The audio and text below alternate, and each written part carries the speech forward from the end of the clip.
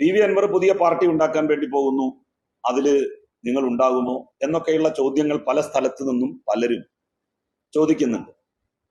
ഒരു കാരണവശാലും P V അൻവറുമായിട്ടുള്ള സൗഹൃദം നിലനിൽക്കും. പക്ഷേ അദ്ദേഹത്തിന്റെ രാഷ്ട്രീയ വീക്ഷണങ്ങളോട്, അദ്ദേഹത്തിന്റെ രാഷ്ട്രീയ പാർട്ടി ഉണ്ടാക്കാൻ അദ്ദേഹം ഉദ്ദേശിക്കുന്നുണ്ടെങ്കിൽ അതിനോട് ശക്തമായി വിയോജിക്കും. CPIM-നോടും ഇടതുപക്ഷ ജനാധിപത്യ മുന്നണിയോടും ഒരു കാരണവശാലും നന്ദികേട് കാണിക്കുന്ന പ്രശ്നമില്ല.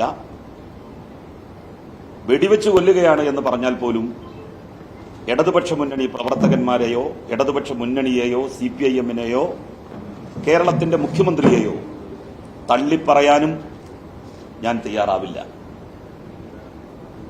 അങ്ങനെ വന്നാൽ സംഭവിക്കാൻ പോകുന്നത് ഒരു ജനവിഭാഗം മുഴുവൻ എക്കാലത്തേക്കും സംശയത്തിന്റെ കരിനിഴലിൽ നിർത്തപ്പെടും എന്നുള്ളതാണ്.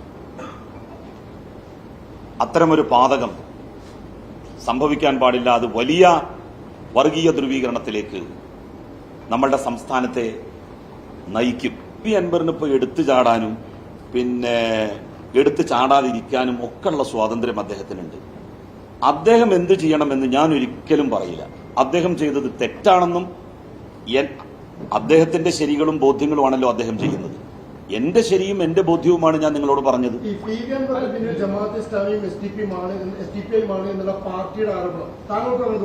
അല്ല, ജമാഅത്തെ ഇസ്ലാമി കുറച്ചു കാലമായിട്ട് എങ്ങനെങ്കിലും ഇതൊക്കെ കൂടി ഒന്ന് കലക്കി ശരിയാക്കണം എന്ന് തീരുമാനിച്ച് നടക്കുന്നുണ്ടല്ലോ. അത് നമുക്ക് അറിയാമല്ലോ. പ്രശാന്ത് പറ. നമ്പർ 1, ജില്ലാ സെക്രട്ടറി RSS ബന്ധമുള്ളയാളാണ്. ശുദ്ധ അസംബന്ധമാണ് ആ കാര്യം. അതിനോട് ഞാൻ ശക്തമായി വിയോജിക്കുന്നു. EN മോഹൻദാസ് പാർട്ടിയുടെ സെക്രട്ടറിയാണ് ജില്ലയിലെ. അദ്ദേഹത്തെ സംബന്ധിച്ച് എതിരാളികൾക്ക് പോലും അത്തരത്തിലുള്ളൊരു അഭിപ്രായം ഉണ്ടാകുമെന്ന് എനിക്ക് തോന്നുന്നില്ല. മറ്റെന്തെങ്കിലും രാഷ്ട്രീയ വിമർശനങ്ങൾ അദ്ദേഹത്തെ സംബന്ധിച്ചുണ്ടായേക്കാം.